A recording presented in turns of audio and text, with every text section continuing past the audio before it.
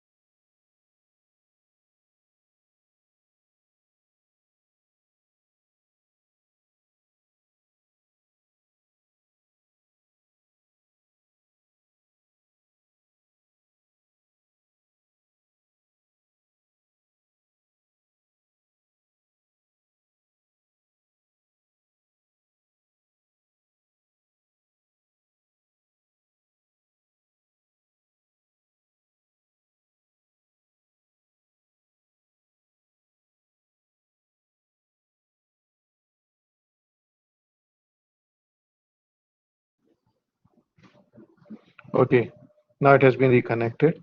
So this is a mechanism which we have already been discussed with the insulin as well. So the same will be followed by the sulfonylureas, both first and second generation, they will do the same thing. Now as we have seen before as well, the sulfonylureas has been subclassified as the first generation and second generation sulfonylureas. Tolbutamide, chlorpheniramine are the example of the first generation sulfonylureas, which are almost absolute now. They don't use anymore because they generally have very long duration of action and they generally produce postprandial hypoglycemia. So due to this, we are don't using them commonly. We are preferring the metformin over them, but still tolbutamide can be used for the shaykhukha for the geriatric patients due to its safety margin. Chlorpheniramine is also the example of the first generation. Again, due to its very prolonged duration of action, it will produce the postprandial hypoglycemia, and that's why we are not preferring it.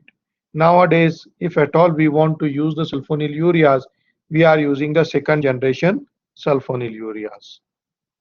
So here we go for the second generation sulfonylureas. Glabenclamide, glyclazide, glebumeride, glimepiride are the example of the second generation sulfonylureas.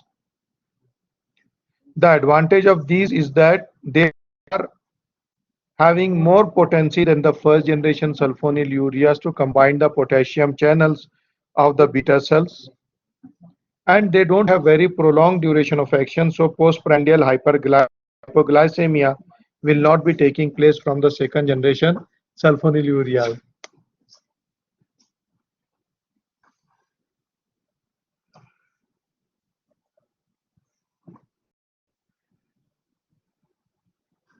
So these are the example of the second generation sulfonylureas like glapazide, glamaride, glaburide, glabenclamide. Compared to the chlorpropamide, you can see here their half-life is very short. So we will not be suffering from the postprandial hypoglycemia. Even they can be used safely in the geriatric patient. Almost they are metabolized in the liver, and that's why we have to be use them cautiously if the patient is having hepatic disorders or renal complications. They are also quite strong uh, plasma protein bonding drug. So drug-drug interaction due to this pharmacokinetic property also taking place with the sulfonylureas.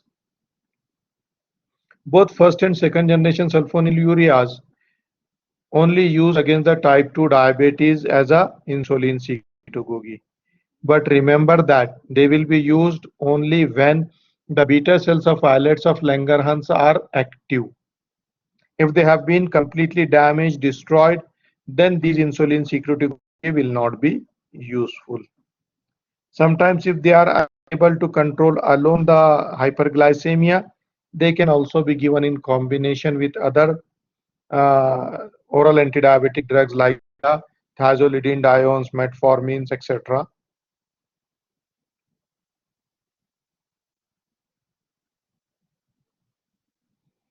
Come to see the adverse effects of sulfonylureas. Because they are acting as an insulin secretagogue, they will increase the release of insulin, so definitely hypoglycemia can be taking place. And we have seen with the first generation sulfonylureas, it will be quite dangerous one. Because in the structure of sulfonylurea, sulfur moiety is موجود. As a result, many individuals have allergy from the sulfur. So hypersensitive reactions, allergic reactions are again quite common with the sulfonylureas, like granulocytosis, photosensitivity, rashes, etc. can happen from the sulfonylureas. It is better to avoid the use of sulfonylureas if the patient is already allergic to the sulfur. Then other side effects from the sulfonylureas is the weight gain, which is very important to remember due to the release of insulin, as insulin is acting as an anabolic hormone.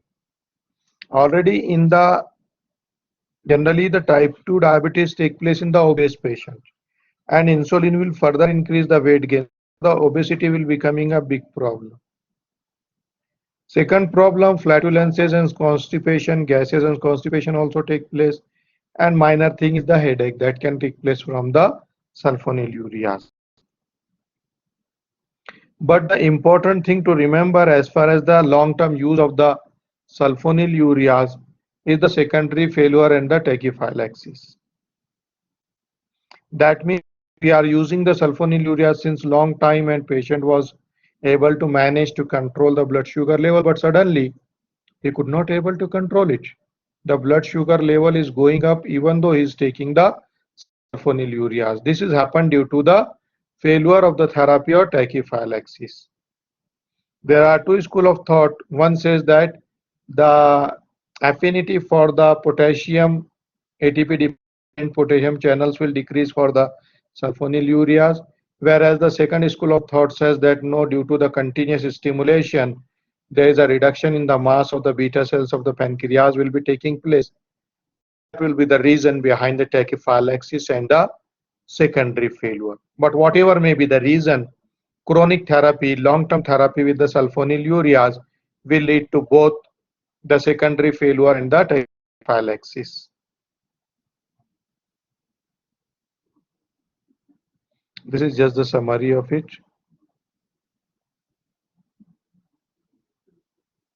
Then another oral antidiabetic drug is the meglitide analog. This class of drug also act as a insulin secretagogue, and its mechanism is also same as that of the sulfonylureas. They will also block the potassium channel and then open the calcium channel, and degranulation and release of insulin will be taking place. The example of the meglitide analog is the nataglanide and the repaglanide. Remember, we generally don't give the combination of meglitide analog with the sulfonylureas because both are working by the same mechanism. If we want to give the combination, we generally combine the sulfonylureas or the meglitide analog with other oral antidiabetic drug which have different mechanism like the metformin or the thiazolidine etc. Now see the clinical uses of the meglitide analog.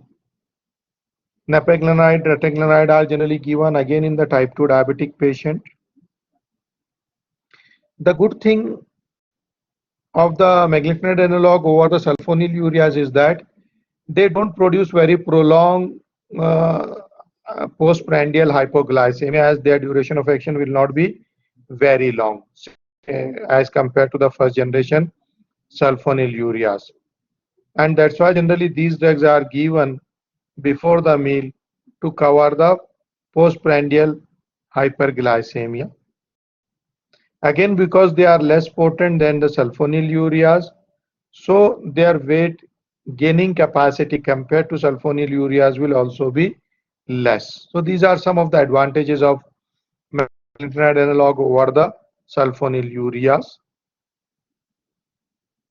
And here we have the summary.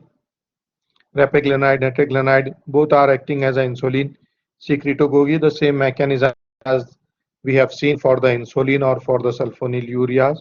And generally they are also used against the type 2 diabetes as oral antidiabetic drugs.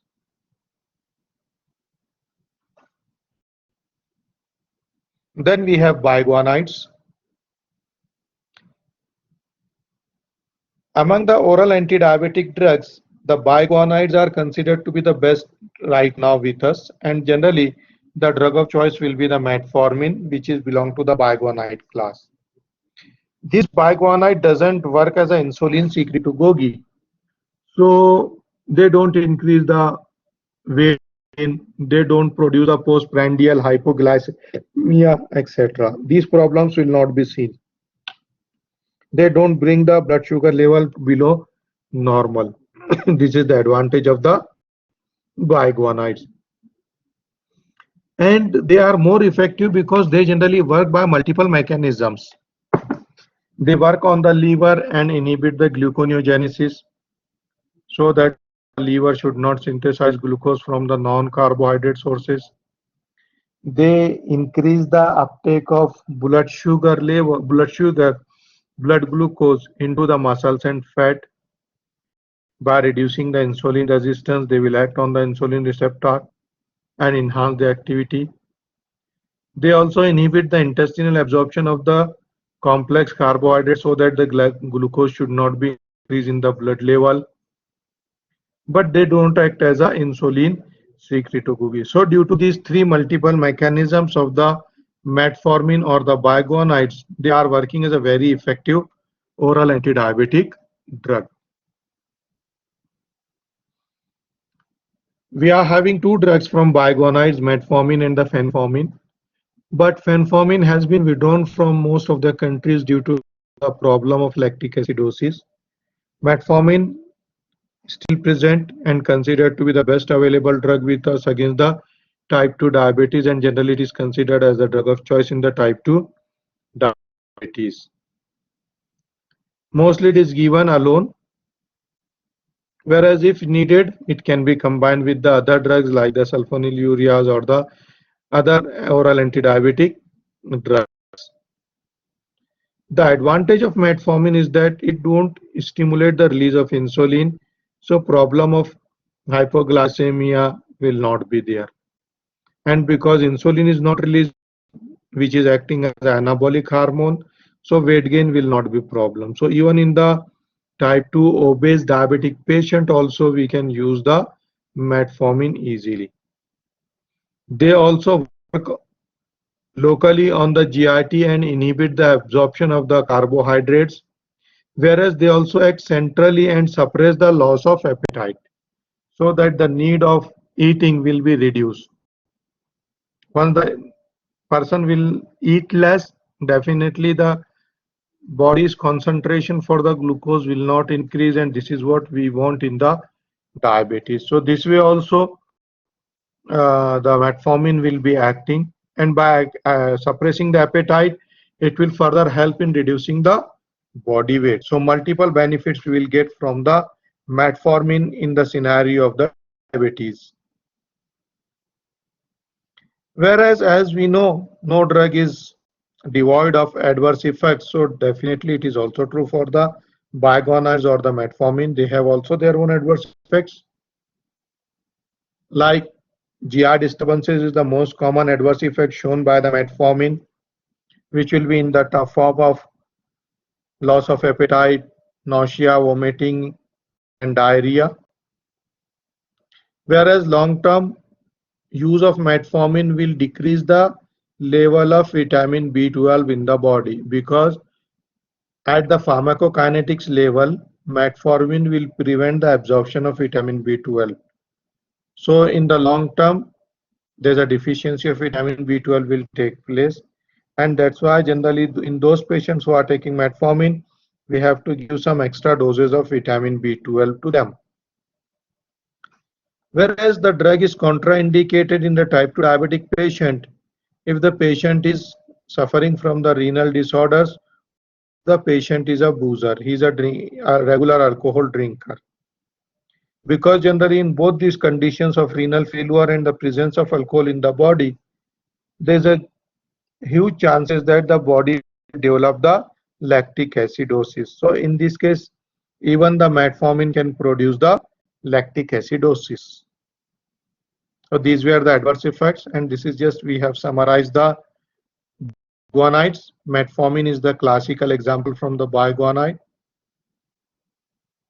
It will reduce the hepatic and the renal gluconeogenesis as well as inhibit the absorption of glucose and centrally suppress the appetite, and generally used against the type 2 diabetes. Then we have thiazolidinediones. These drugs work entirely by the different mechanism, which is not matching with the other oral hypoglycemic drugs. Thiazolidinediones, the example is the rosiglitazone, pioglitazone, etc.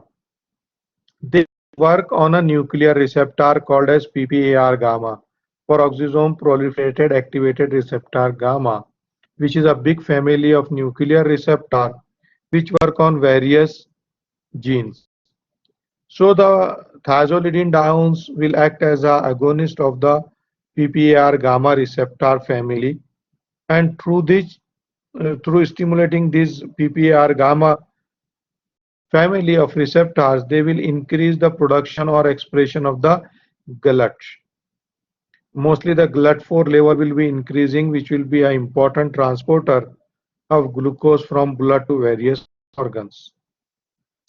So that's why these thiazolidinediones are particularly useful when the insulin resistance is a problem. Insulin production is not a problem, because they will increase the production of the GLUT4. As a result, they will overcome the problem of insulin resistance. Although the chronic use of the thiazolidinediones, they will interfere with the lipid profile, like pioglitazone will decrease the triglyceride level and increase the HDL level, which is a good thing actually if the patient is also having other compelling cardiovascular disorders. Many times they can be used alone, or they can be combined with other oral hypoglycemic agents like with sulfonylureas or the biguanides. They can be given in combination. Whereas the adverse effect of the thiazolidinediones is the weight gain similar to the sulfonylureas, fluid retention, which will increase the burden over the heart, and that's why if the patient is having heart failure, CHF, congestive heart failure problem, better to avoid the thiazolidinediones. They will also produce osteopenia, and that will increase the risk of fractures. And these adverse effects must be remembered in the post-menopausal woman, because already due to the deficiency of estrogen, they are very prone to the fracture risk. Again, it has been reported from the preclinical data that pioglitazone increases the risk of bladder cancer.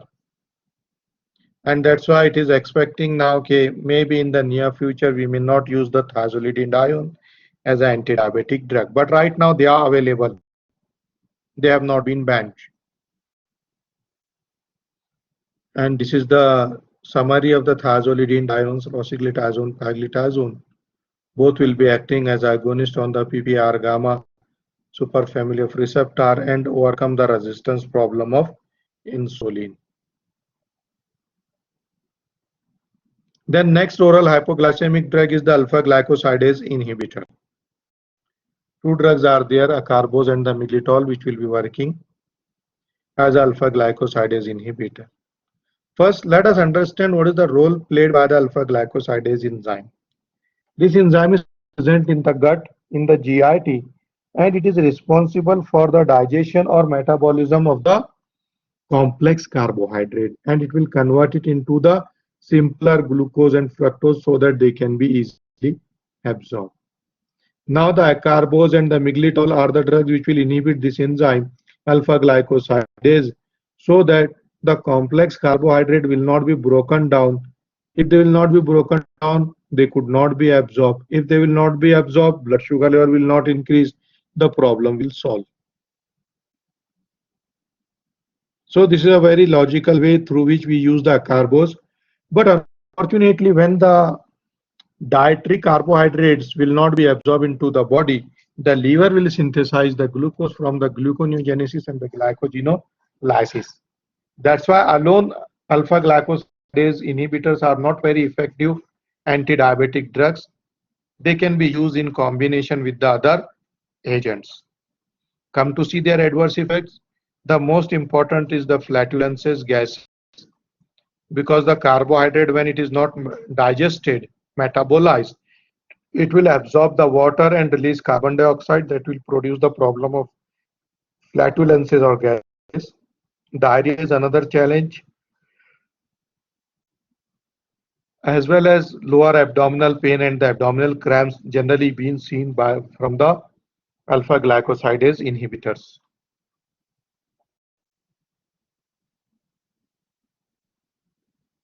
This is the summary. Acarbose, miglitol, both are used in the type 2 diabetes as alpha glycosidase inhibitors.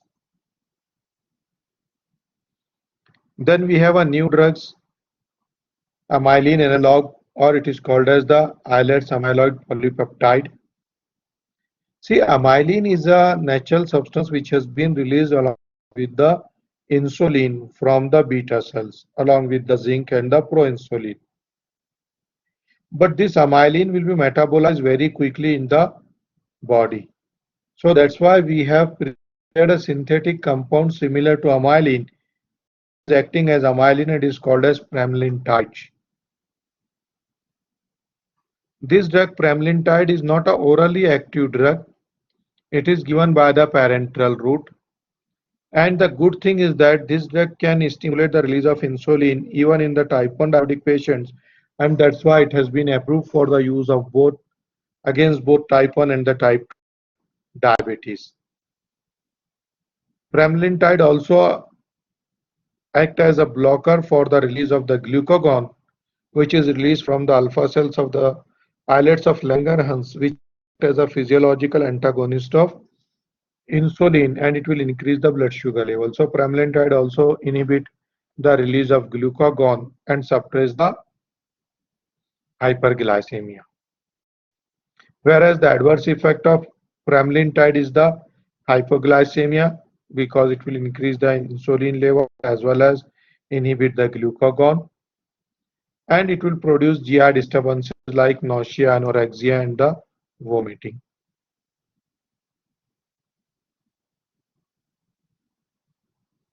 Then we have a new class of drugs which are called as the incretin mimetics. These are the two classes of the drugs, oral glucose. Actually, what happened? There is some studies, some experiments. They stimulate the research related to the incretin mimetics. What has been observed that okay, when we give the glucose orally, then more release of insulin will take place. Whereas if we give the same amount of glucose through the parenteral route, that much insulin release will not be taking place. So from this research, we conclude that there is something from the GIT that will stimulate the release of insulin. Later, these gut hormones were identified as incretins. There are two types of incretins, glucagon-like polypeptide 1 and the glucose-dependent insulinotropic agents or insulinotropic polypeptides. Both of them are related to the GIT. And when the glucose will get absorbed from the GIT, GLP-1 and the GIP will get stimulated. Once they will get stimulated, what the physiological role they will play? They will stimulate insulin secretion from the beta cells and they suppress the glucagon secretion from the alpha cell, as well as they will delay the gastric emptying time and reduce apoptosis of the human islet cells. So naturally, these physiological roles are very important, which has been played by the incretins to reduce the blood sugar level. Now, what we did, we studied the physiological role of this glucagon-like polypeptide and the glucose-dependent insulinotropic polypeptide, and we developed the drug which may act similar to them or which may increase the life of them. And that's why these incretin mimetics are subclassified into two classes. One is called as the GLP-1 receptor agonist. The example of the GLP-1 receptor agonist are the liraglutide, exenatide, whereas second subclassification is called dipeptidyl peptidase 4 inhibitor, DPP4 inhibitors. This dipeptidyl peptidase 4 actually immediately metabolize the natural incretins. So by blocking this through the dipeptidyl peptidase 4 inhibitors, we are increasing the lifespan of incretins. So the drugs like sitagliptin, saxagliptin, linagliptin are the dipeptidyl peptidase 4 inhibitors. So now let's see the pharmacology of them. First is the GLP-1 receptor agonist, exenatide, etc. These drugs work similar to the natural glucagon-like polypeptide 1, which is acting as an incretin. Generally, exenatide is given by the parenteral route in the type 2 diabetes along with the other oral hypoglycemic agent. What is the pharmacological role this exenatide will produce in the body? It will potentiate the glucose-mediated insulin secretion. That means whenever the hyperglycemia will be taking place, these exenatide will stimulate the release of more insulin from the beta cells, as well as suppress the release of glucagon so that the blood sugar level should not increase, and it will slow down the gastric emptying time so that more absorption of the carbohydrate cannot take place, and it will centrally suppress the appetite so that the need of eating will be suppressed. All these collectively effects will be produced by the exenatide as a glucagon GLP-1 agonist. This is just a summary of the glucagon-like polypeptide 1 agonist. Whereas the second class from the incretin mimetic is the dipeptidyl peptidase 4 inhibitors. All gliptin, sitagliptin, saxagliptin, linagliptin, etc. They will be working as a blocker of the dipeptidyl peptidase 4. What happened? By the dipeptidyl peptidase 4, this will actually metabolize the natural incretins, GLP and the GIP. If they will be metabolized quickly, they could not suppress the release of glucagon and cannot stimulate the release of insulin. So simply by the drugs like sitagliptin, saxagliptin, linagliptin, which are acting as a dipeptidyl peptidase 4 inhibitor, we are blocking this dipeptidyl peptidase 4 so that the natural incretins can work for a longer period of time. They could able to stimulate the release of insulin. They can keep suppressing the glucagon release. They will suppress central appetite. This is the pharmacological effect produced by the sitagliptin, linagliptin, and the saxagliptin by blocking the dipeptidyl peptidase 4 enzyme. They are generally used in the type 2 diabetic patient along with the other oral hypoglycemic agents. The most important adverse effect of the dipeptidyl peptidase 4 is the pancreatitis because they are continuously stimulating the beta cells. So inflammation of the pancreas will be a major challenge shown by the DPP4 inhibitors. Other adverse effects like headache, etc. is not a big issue, but inflammation of pancreas is an important thing to remember for the dipeptidyl peptidase 4 inhibitor.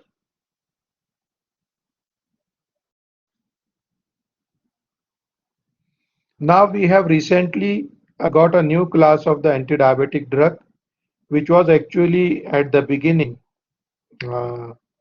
studied as a diuretic, but later from the clinical findings, we convert them into the third line anti-diabetic drug. So they are called as sodium glucose cotransporter 2 inhibitors, SGLT2 inhibitors. See, in the glomerulus, we found a symporter called as sodium glucose cotransporter 2 inhibitor.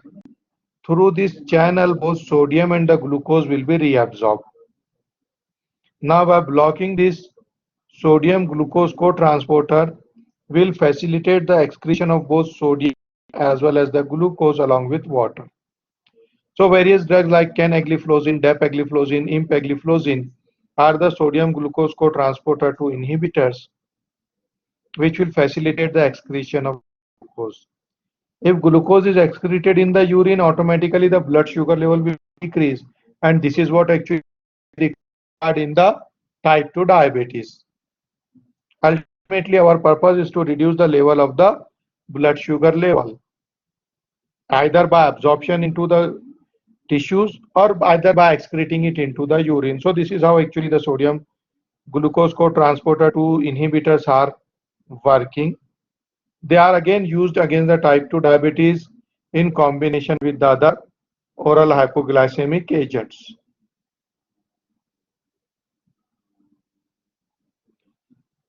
The adverse effect of the sodium glucose cotransporter 2 inhibitors, particularly in the females, as the urine will be rich in the sugar, glucose, there is a more chances of getting infections like fungal infections. Candida infection is the most commonly taking place in the vagina. Then UTI is also taking place. Urinary frequency will increase as it is a diuretic.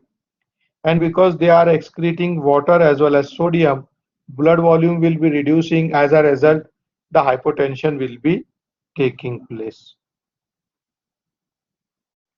And this is the last flow diagram for the treatment of the type 2 diabetes. So if the patient has been identified as a type 2 patient due to continuous hyperglycemic levels, or if his HbA1c level is more than 7%, we can initiate monotherapy with the metformin.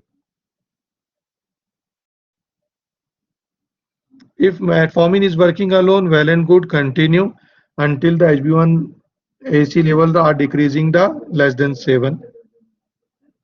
If it has been reduced to less than 7%, go ahead and continue the metformin.